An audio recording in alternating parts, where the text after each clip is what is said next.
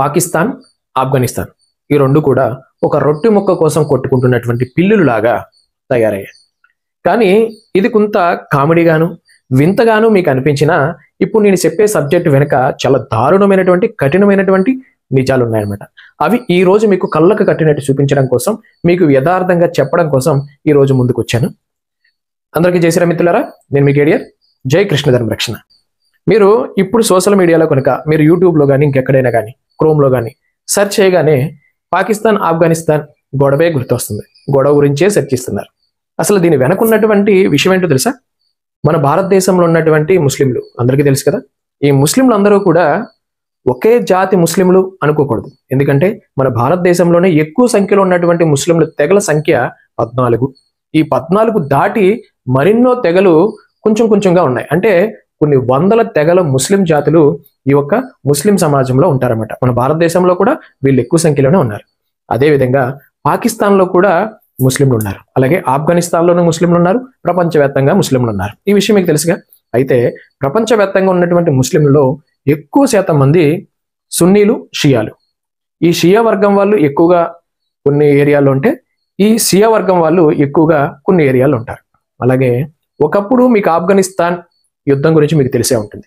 ఈ ఆఫ్ఘనిస్తాన్ యుద్ధం అంటే కరెక్ట్గా 3 సంవత్సరాల క్రితం ఈ ఏదైతే తాలిబన్లు అని పిలిచేటువంటి తీవ్రవాది సంస్థ అనమాట. అంటే అది తాలిబాన్ తీవ్రవాద సంస్థ అనేవారు. అంటే వాళ్ళ తీవ్రమైన ఆలోచనలతో, మత శాంతస్తవాదంతో వాళ్ళు ఎంతకైనా తెగిస్తారు. వాళ్ళు పుట్టినప్పటి నుండి చచ్చేంత వరకు కూడా మతం గురించి ఆలోచిస్తారు. మత నియమాలు తప్పితే వేరొక ఆలోచన ఉండదు అని వాళ్ళని ఆ రకంగా పిలిచారనమాట. ఏదైతే ఈ తాలిబన్లు ఉన్నారో ఆ తాలిబన్లు ఆఫ్ఘనిస్తాన్లో ఉన్నటువంటి అంతకు ముందు ఉన్నటువంటి సియా ప్రభుత్వం మీద యుద్ధం చేసి ఈ సున్నీలు ఎవరైతే ఉన్నారో వీళ్ళు ఆధిపత్యం చేశారనమాట. ఆ రకంగా ఆ ఆఫ్ఘనిస్తాన్ మీద వాళ్ళలో వాళ్ళే కొట్టుకొని వాళ్ళ అధికారాన్ని చలాయించడం కోసం ఈ తాలిబాన్ ఎవరైతే తీవ్రవాద ముఠా ఉందో అది ఆఫ్ఘనిస్తాన్ దేశాన్ని ప్రజెంట్ రూల్ చేస్తుంది. అప్పుడు వాళ్ళు కొన్ని లక్షల మందిని తమ ముస్లిం జాతినే చంపేసి అంతకు ముందు పాలిస్తున్నటువంటి ఆ జాతి ముస్లింల పైన దాడి చేసి ఆ జాతిలో ఉన్నటువంటి మహిళలను, చిన్నపిల్లల్ని రోడ్ల మీద గొర్రెల్లాగా అమ్ముకున్నారు.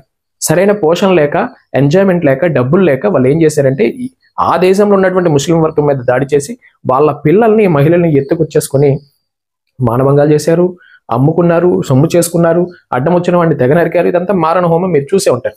ఇదంతా జరిగి 3 సంవత్సరాలు కూడా కావట్లా. ఇక పాకిస్తాన్ గురించి మీకు తెలుసు కదా. ఇక బంగాళదుంపలకి, గోధుమ పిండికి కూడా అడుక్కు తినేటువంటి పరిస్థితుల్లోకి దిగజారిపోయింది.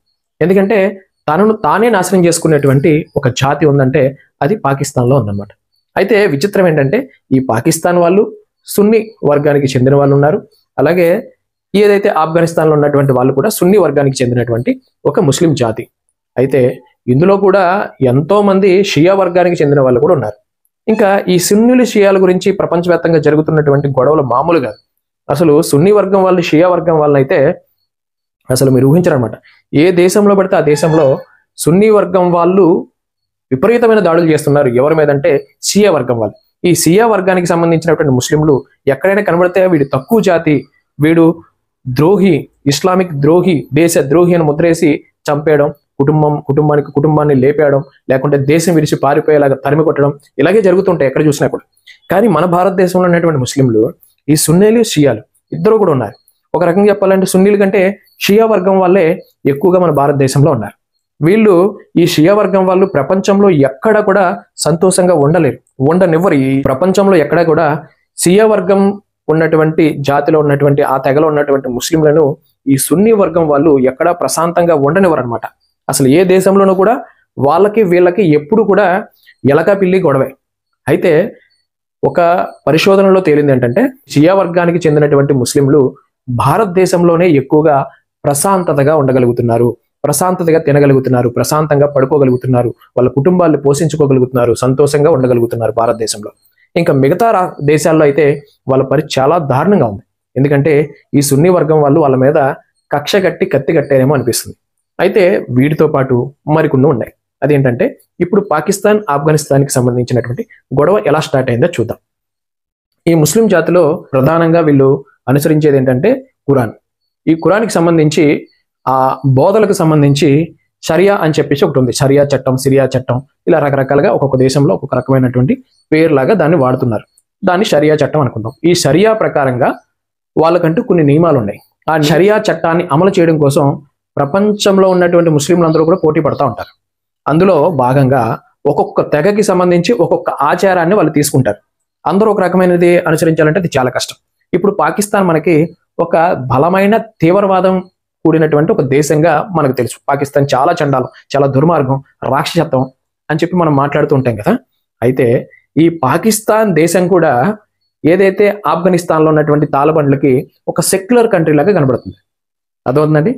మతం ప్రకారం మా మతస్థులందరూ ఒక ప్రాంతంలో ఉండాలని మతం కోసం విడిపోయినటువంటి పాకిస్తాన్ ముస్లిం జాతినంతా ఏకం చేస్తాను, ముస్లింలంతా ఒక చోటే ఉండాలని చెప్పి మతం కోసం విడిపోయినటువంటి మత శాంతస్థవాదమైనటువంటి పాకిస్తాన్ దేశం కూడా అక్కడ ఉన్నటువంటి ఎంతో మంది బౌద్ధుల్ని, క్రిస్టియన్స్ని, హిందూస్ని తెగ నరికి ఆ దేశం నుంచి తరిమి వేసేలా చేసి, లేకుంటే ఆ దేశంలోనే మతం మారి ముస్లింలాగా మార్చినటువంటి ఈ పాకిస్తాన్ దేశం కూడా, ఇంత దారుణమైన ఉగ్రవాదాలు పెంచి పోషించినటువంటి పాకిస్తాన్ కూడా ఈ ఆఫ్ఘనిస్తాన్లో తాలిబాన్లకి సెక్యులర్ కంట్రీ లాగా, సెక్యులర్ వ్యక్తులాగా కనబడుతున్నారు. అంటే దీనికి మించి ఈ తాలిబాన్లు ఎంత దారుణంగా ఆలోచిస్తున్నారు చూడండి. పూర్తిగా షరియాని అమలు చేయట్లేదు అని పాకిస్తాన్ మీద గొడవ. దానికి గల కారణం ఏంటంటే, ఇప్పుడు ఈ పాకిస్తాన్ కొన్ని రకాల నియమాలు, అంటే మహిళలకి ఉద్యోగాలు, అంటే మహిళలు బయటికి వెళ్ళొచ్చు, జీన్ ప్యాంట్లు వేసుకోవచ్చు, అలాగే సినిమాల్లో నటించవచ్చు, వీడియోస్లో కనిపించవచ్చు, లేకుంటే పెళ్లి చేసుకోవచ్చు, లేకుంటే బాగా చదువుకోవచ్చు, ఇలాంటి కారు తోలుకోవచ్చు, ఇలాంటి చిన్న చిన్న నియమాల్ని వెసులుబాటు ఇచ్చిందనమాట ఎవరు మహిళలకి. ఇవి కూడా పెద్ద త్యాగాలు వాళ్ళ దృష్టిలో.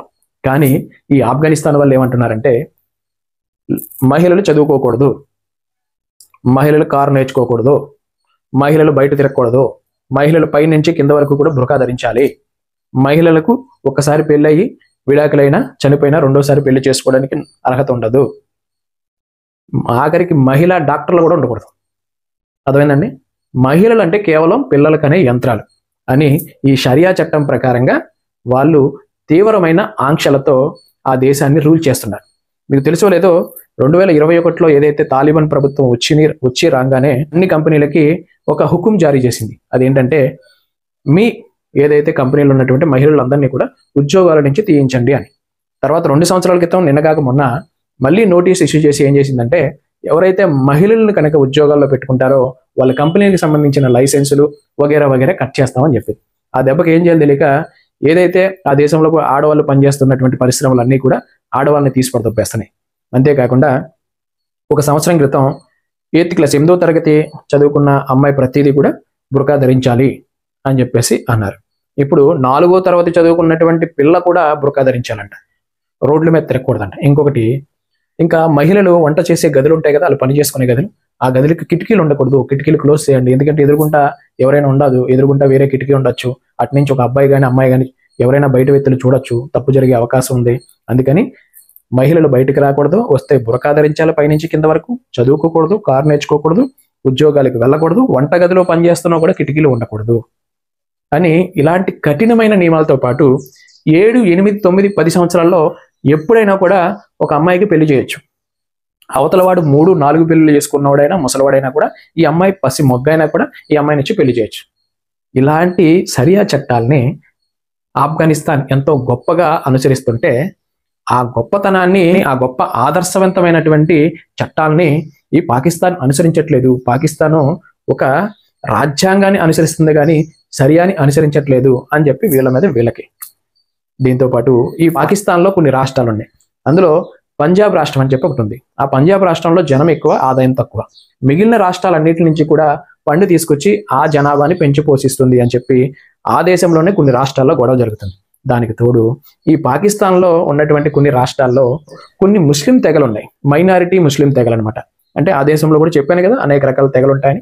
ఈ ముస్లిం జాతిలోనే మైనారిటీ ముస్లిం తెగలు అని చెప్పేసి కొన్ని తెగలు ఉన్నాయి. ఆ తెగల్ని అణిచివేస్తున్నారని, వాళ్ళకి సరైన తిండి, నీరు, ఉద్యోగాలు అందించట్లేదని, వీళ్ళ జాతి కాదు కాబట్టి మమ్మల్ని సపరేట్గా అణిచివేసే ప్రయత్నం చేస్తున్నారని, మమ్మల్ని చిన్నచూపు చూస్తున్నారని అని చెప్పి పాకిస్తాన్ మీద చాలా సంవత్సరాలుగా ఆ తెగలన్నీ తిరగబడుతున్నాయి అనమాట.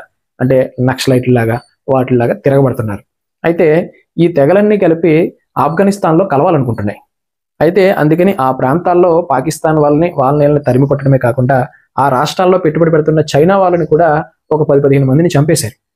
ఇదంతా మనసులో పెట్టుకున్నటువంటి చైనా పాకిస్తాన్కి కొన్ని నిధులు ఇచ్చి, నువ్వు ఆఫ్ఘనిస్తాన్ మీద యుద్ధం చేయి, మీ రాష్ట్రాల్లో ఉన్నటువంటి ఆఫ్ఘనిస్తాన్లో తెగలు అవుతున్నాయో వాళ్ళందరినీ చంపేయండి లేకపోతే వెళ్ళగొట్టండి, అంతేగాని మమ్మల్ని చంపొద్దని చెప్పి తీవ్రమైన ఒత్తిడి పెట్టడం మొదలెట్టింది.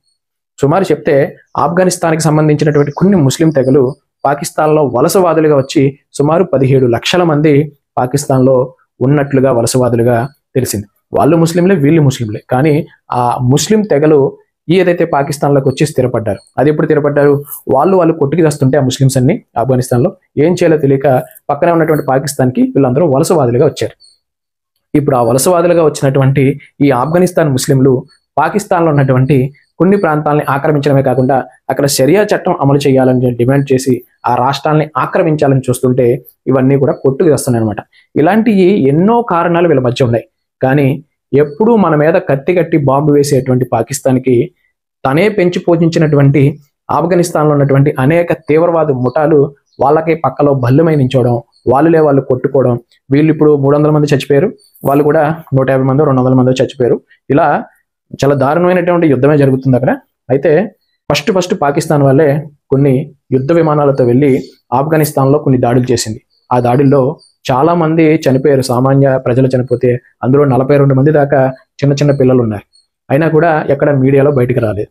ఇదే విషయం కనుక ఇజ్రాయెల్ గాజా మీద ఇంకెవరి మీదైనా దాడి చేస్తే కనీసం 5 పిల్లలు చనిపోయినా ప్రపంచం మొత్తం ఇజ్రాయెల్ని తప్పు పెట్టేది. కానీ ఒక ముస్లిం దేశం ఇంకొక ముస్లిం దేశానికి సంబంధించినటువంటి పిల్లలు చంపింది కనుక ఇది ఎక్కడ బయటికి రాదు. అలా ఈ మత శాంతస్తవాదంతో పేటరేగిపోతూ ప్రపంచానికి చాలా దారుణంగా మారిపోతుంది. ఫస్ట్లో బయట వ్యక్తులందరినీ చంపుతారు, ఆ దేశం కానీ ఆ రాజ్యం కానీ తనకు సొంతం అవ్వాలనుకుంటారు. అలా అయిన తర్వాత తమలో తామే ఇంకొక జాతి మీద కొట్లాడుకొని ఏదైతే బలమైన జాతి ఉందో ఆ జాతి ఆ దేశాన్ని ఆక్రమించుకోవాలని చూస్తుంది. అది చేత కాకపోతే ముక్కలుగా అయిపోయి ఉగ్రవాదుల్లాగా రక్తపాతంతో నిరంతరం కొట్టుకుంటూనే ఉంటారు. ఇది ప్రపంచం అంతా మనం చూస్తున్నాం. క్రైస్తవులు ఒక దేశం మీద దాడి చేస్తారు, ముస్లింలు ఒక దేశం మీద దాడి చేస్తారు అని విన్నాం. కానీ హిందువులు ఒక దేశం మీద దాడి చేశారు, హిందువులు ఒక దేశాన్ని ఆక్రమించుకున్నారు అని ఎక్కడా కనబడదు. అది నిజాయితీ కలిగినటువంటి ప్రేమ స్వరూపమైనటువంటి హిందువుల గొప్పతనం. అయితే ఈ ఎడారి మతాలకు వస్తే మత ఉగ్రవాదాన్ని మరింత బుర్రలో ఎక్కించుకునేటువంటి మదర్సాలలో వాళ్ళు నేర్పేటువంటి పాఠాల ద్వారా ఉగ్రవాద లక్షణాలు వాళ్ళు పుణుకుపుచ్చుకొని ప్రపంచానికి సర్వనాశనం చేయడానికి పుట్టినటువంటి రాక్షస జాతిలాగా కనబడుతుంది. అలాంటి వాళ్ళు మన భారతదేశంలో కూడా ఎవరైనా ఉన్నట్లయితే గుర్తించండి. వాళ్ళతో ఎప్పుడూ ప్రమాదకరంగా ఉంటుంది. వాళ్ళందరూ కలిసి ఉన్నట్లనేగా ఉంటారు, కానీ భవిష్యత్తులో చాలా ప్రమాదం. మీరు చూస్తే మరో 5-10 సంవత్సరాల్లో ఖచ్చితంగా భారతదేశంలో ఉన్నటువంటి ముస్లిం తెగల మధ్య, ముఖ్యంగా సున్నీలు షియాల మధ్య భీకరమైన యుద్ధం జరగబోతుంది అని మాకు అనిపిస్తుంది. ఎందుకంటే ప్రపంచం మొత్తం మీద ఈ సున్నీలు షియాల మీద దాడులు చేస్తున్నారు కనుక, ఇక్కడ షియా వర్గం ఎక్కువ ఉన్నారు కనుక ఈ సున్నీ వర్గం మీద దాడి చేసేటువంటి అవకాశం ఖచ్చితంగా ఉంది కనుక గమనిస్తారని ఆశిస్తూ జై శ్రీరామ్. నేను మీ కేడిఆర్.